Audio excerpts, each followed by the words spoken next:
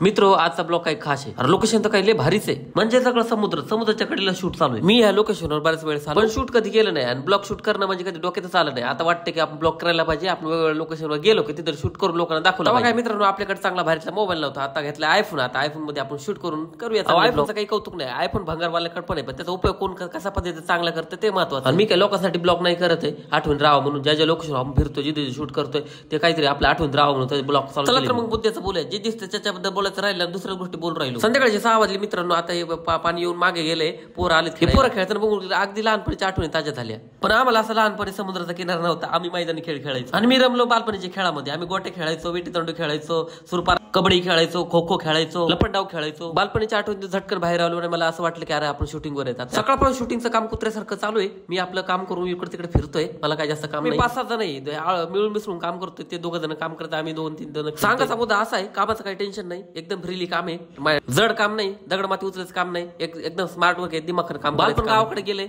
जड काम केलेत, मेहनतीचे काम केलेत, सगळे काम करून बघितलेत आणि वाटलं कुठेतरी आपण चांगलं काम केलं पाहिजे म्हणून या फील्ड मध्ये आलो. 12 तासची शिफ्ट आहे. 12 तास काम करावं लागतं. यायचे 1-2 तास वेगळे, जायचे 2 तास वेगळे, 14 तास जातात. पण काम काही नाही, नुसतं बसायचंच आहे. त्यामुळे काम म्हणजे काय हो, सकाळी एकदा काम केलं ना, दिवसभर नुसतं पिकनिकाचे इकडे तिकडे फिरायचंच काम आहे. कामाबद्दल बस झाले गप्पा, पण जे शूट कराल त्याच्याबद्दल बोलायचं राहून चाललंय. आपण बोलू, हे लोकेशन एकदम भारी आहे. या लोकेशनवर आता मी 4थ्यांदा-5व्यांदा शूट करतोय. पण माझ्याकडे चांगला मोबाईल नव्हता, कॅमेरा होता. मग सांगितलं तुम्हाला. अरा लोकेशन एवढं भारी, एवढं खतरनाक आहे. आम्ही आहेत मुंबईलाच, पण असं वाटतं की गोव्याला चालू की काय. गोव्याला पण गेलोय, पण गोव्याचं वातावरण जरा वेगळं. पण ही आहे मुंबई आणि मुंबईची गोष्ट काही वेगळीच आहे. मुंबईचं आकर्षण सगळ्या जगाला आहे आणि भारतातल्या सगळ्या नंबर 1 सिटीमध्ये आम्ही काम करतोय, म्हणजे मुंबईमध्ये काम करतोय. पण मुंबईमध्ये काम करणं म्हणजे जोक नाही. मुंबई चांगली तेवढीच आहे, वाईट तेवढीच आहे. मुळात चांगली गोष्ट अशी आहे की तुम्ही तुमच्या मेहनतीला किती वेळ देता ते महत्वाचं आहे. आणि वाईट गोष्ट अशी आहे, तुम्ही एखाद्या व्यसनामध्ये अडकला ना तर तुमचं करिअर संपलं, म्हणजे मुंबई तुम्हाला खूप अवघड वाटायला लागतं. म्हणून होता तेवढं चांगला राहण्याचा प्रयत्न करायचा. आपल्या परिस्थितीची जाण ठेवून आपण जगलं पाहिजे आणि आपण कमी खर्च केला पाहिजे. मुंबईमध्ये खर्च खूप जास्त आहे, पण आपण काटकसरीनं जगलं पाहिजे. नकळत मुद्दा विसरून दुसरंच बोलायला लागतो आणि लोकेशनचं राहूनच गेलं. आता आम्ही आपण शूटवर आपण पाहू शकता. शूटिंग साठी आपण आलो आतल्या बाजूमध्ये. आतमध्ये शूट चालू आहे.